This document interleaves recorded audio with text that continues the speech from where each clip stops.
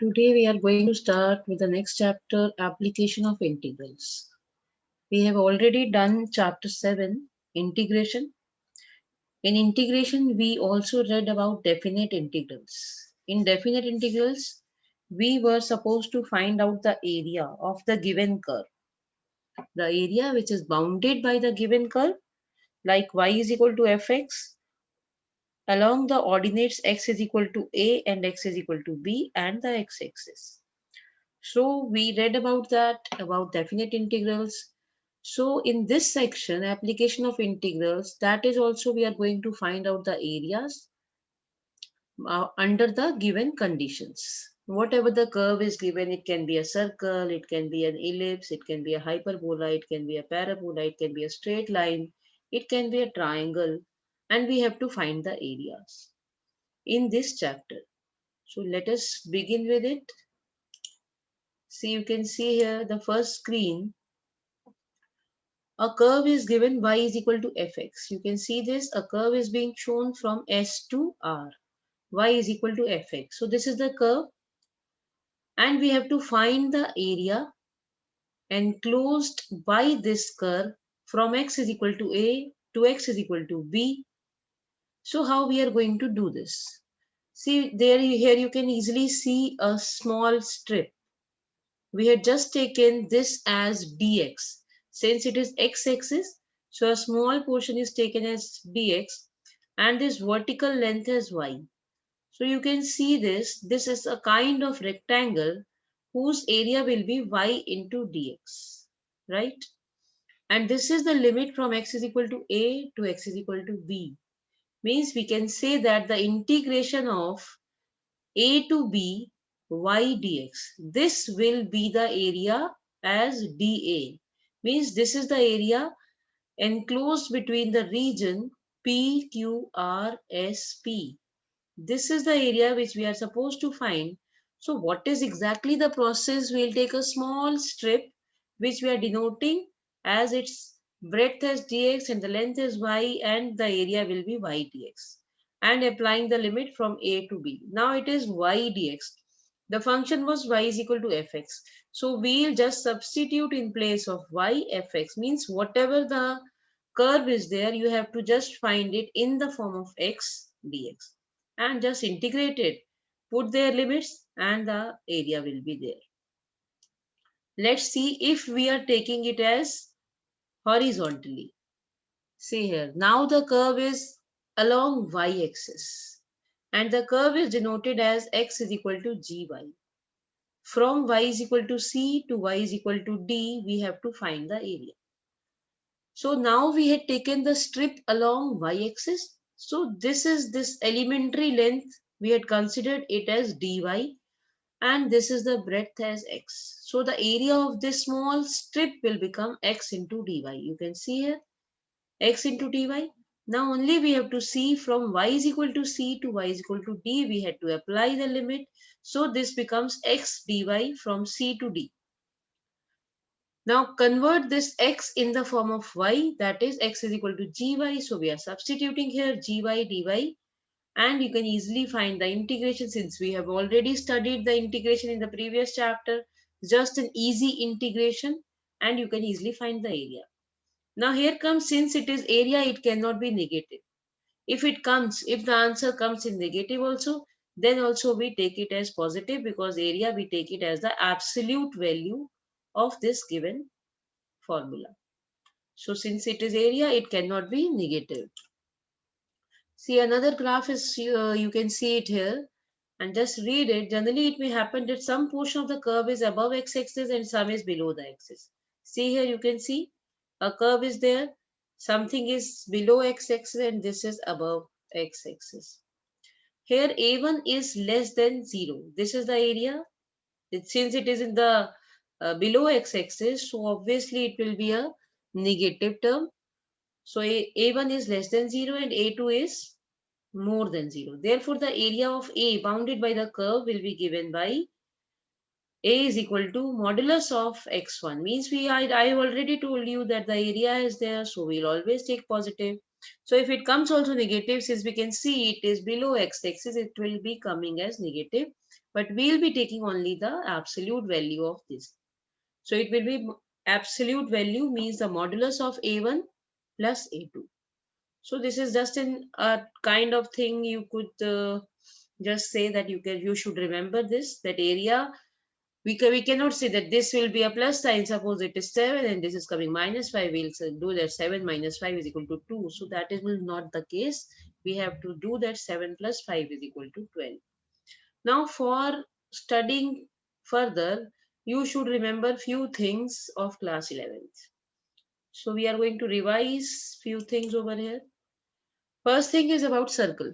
The equation of circle with radius r given by the center h and k is given by x minus h whole square plus y minus k whole square is equal to r square.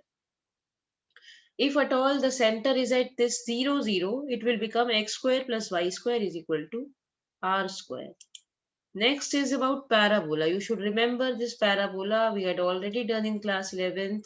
Four kinds of parabolas are there. Y square is equal to 4ax, y square is equal to minus 4ax, x square is equal to 4ay, x square is equal to minus 4ay. This is always along x-axis like this. This is along minus of x-axis means toward the left hand side. This is towards y means up side, and this is down of minus. So just a simple revision of it. I am doing it here so that you can remember that whatever you have done in the previous year. So ellipse is there. Two kinds of ellipse are there. See here how we'll know it is a horizontal or vertical. If A is greater than B, see here it is a horizontal.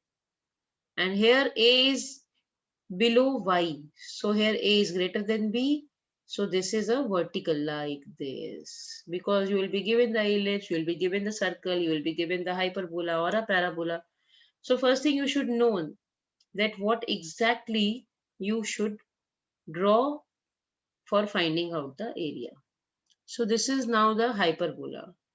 So hyperbola, you remember, it is towards like this, means like an ellipse broken from the mid and turning towards the either side.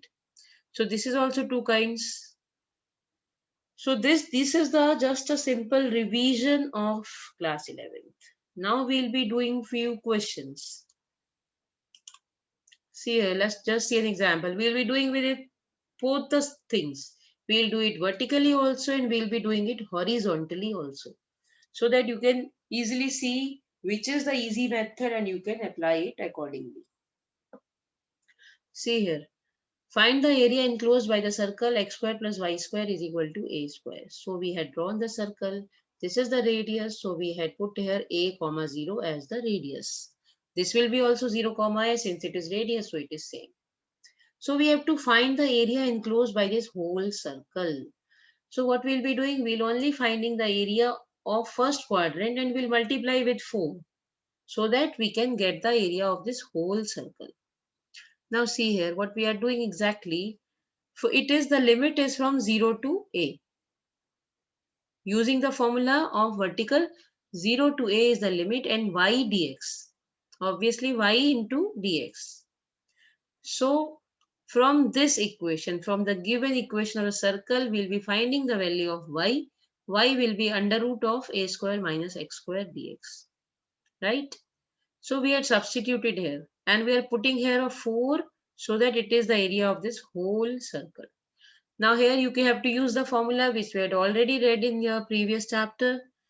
This is under root a square minus x square. The formula becomes x upon 2 under root a square minus x square plus a square upon 2 sine inverse x upon a from 0 to a. So this is the integration and you have to apply the limit. When I apply the limit and I put here a, this becomes 0. Right? And this becomes sine inverse a upon a means sine inverse 1. And when I put 0 over here in place of x, you can see here what I am getting. X is 0, so this whole term will become 0. And this is again sine inverse 0, sine inverse 0 is 0, so this whole term when we put it to 0, x is equal to 0, it becomes 0. So we are left with 4 into a square upon 2 because sine inverse 1 is pi by 2. So substituting here as pi by 2. So 4 into a square upon 2 into pi by 2. Just see this 4 and 2 into 2, 4 is cancelled and we are left with the answer which is pi a square. Already we know that area of the circle is pi r square. You can see here r is a, so the formula comes from here pi a square. Now we are doing the same question, but we will do it horizontally. See here, the same question it is, and we are doing it horizontally. Horizontally means like this. Means we are taking along y-axis. Now it becomes x into dy. And the limit remains the same because from here to here again it is 0 to a. Now this x, we have to find the answer in the form of y. So just finding that equation in the form of y and applying the formula. Same formula, under root a square minus y square, the same formula it is. And when we apply the limit, we are getting the same kind of answer, pi a square. So either you can take it horizontally or you can take it vertically. It's up to you. Maximum people take it vertically because that is an easier way. So let's do one more question. The area of the region bounded by a curve and a line. That was just a curve. Now a curve will be there and a line is there. See this, you can see a parabola is there and a line is there. Find the area of the region bounded by the curve y is equal to x square and the line y is equal to 4. So this is a line y is equal to 4 and this is a parabola. You can say x square is equal to y, means along y-axis, positive y-axis. So we had drawn this parabola and we had substituted here y is equal to 4. Since a parabola is towards y-axis, so obviously we'll be taking it as in the beginning, maximum people will be taking it as horizontally, but we'll be doing in the both ways, vertically also and horizontally also. See, first we are doing horizontally because it is towards y-axis. So this becomes x into dy. Here we'll only be taking the limit from 0 to 4. Since we have to find full area, this is one side and this is the other side. We'll only be finding for one side and just multiplying by 2. So we had done here finding the value of x in the form of y. This will becomes root y dy. And just a normal integration, y to the power 3 by 2 upon 3 by 2 means 2 upon 3. This becomes 4 upon 3 into y to the power 3 by 2. And applying the limit I am getting here as 32 upon 3. Now we'll do it the same question vertically. See this. Only the problem is there when we'll be doing it vertically. When we talk about this line, this gives you this area, O, B, X, like this. When we talk about this line, y is equal to 4, this gives us the area O, N, B, and suppose this point X, you can say this whole area. But what we want this bluish area. So what we'll be doing, we'll just subtracting the area under this line minus area under this curve. Then only we can do it vertically. Let's see what we'll be doing for the area under the line. See here. What will be the limits? How you will be finding out the intersection point. Now this is the line y is equal to 4 and this is the curve given as x square is equal to y. We have to find the point of intersection. We are substituting y is equal to 4 over here. We'll get x is equal to plus minus 2. Means this is the point and this is the point is plus minus 2. Means this is x is 2 and this is a minus 2 over here. So see here what we are going to do, apply. Again we'll be finding one side and we'll be just making it twice. So it is 2 times 0 to 2. How this 2 came? This is the point of intersection which we have to find by using those two lines or those two equations given in the question. So this is from 0 to 2. And this is the equation as y is equal to 4. So this becomes 4 dx and minus this equation minus x square dx. It is written, you can make it separate or you can take it together. So here we had taken it together, 4 minus x square dx. And after integration, it is getting 4x minus x cube upon 3 from 0 to 2. And applying the limit 4 into 2, 8 minus 8 upon 3. When we'll apply it as 0, this whole will become 0, so no need to put it here. And after solving, I'm getting here 32 upon 3, the same answer.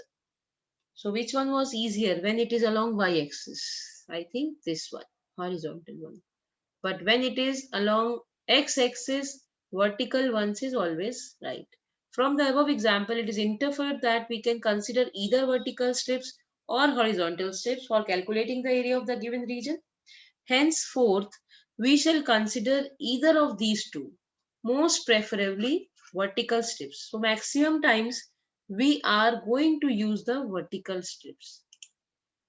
So here the explanation is finished and the exercise we'll be doing in the next video. So till here practice 8.1, try to do exercise 8.1 and we'll be discussing it in the next class. Have a nice day.